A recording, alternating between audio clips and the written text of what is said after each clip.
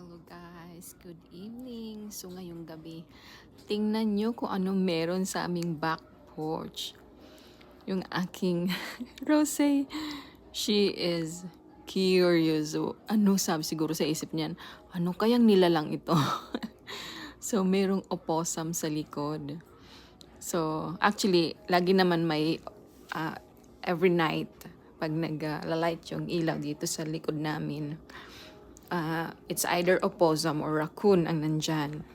So ngayon ang nandyan ay opossum. So nakain yung opossum. So yung aking little Rose, curious. Lagi yan siya pag nailaw.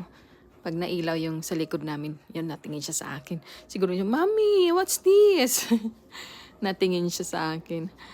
Lagi siyang natakbo dyan. Tapos titingnan niya kung ano ang meron sa likod. So ayan. Ninanamnam niya ang ano kaya ito? Bakit iba ang color niya? So, it's a white opossum ang nandito ngayon sa likod. Nakakatuwa naman. Look.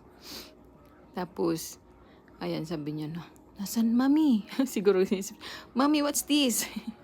Who's this? So, ayan. Especially din, morning naman, nandyan din siya morning, every morning. Tinitingnan niya yung mga birds, tsaka yung squirrel. So ngayon siguro nagtaka siya bakit kaya ito medyo malaki. So ayan, nakain yung opossum dyan. Minsan kinakain nila yung mga pagkain din galing sa bird feeder. Tapos ayan, nandito na rin yung aking isa, si Charlie. Curious din siya kung ano yan. Sabi niya, anong nilalang to? So, ayan, lumapit siya. Kasi siguro gusto niya ng mas magandang view. Yun, ang lakas din ng hangin dyan, guys. Nakita nyo yun? Lakas ng hangin. Even though yung tubig sa bird bath.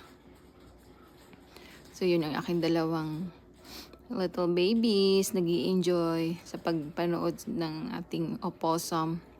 Anyways, guys, that's the video for tonight. Like and subscribe to my channel. Bye! Mwah! See ya!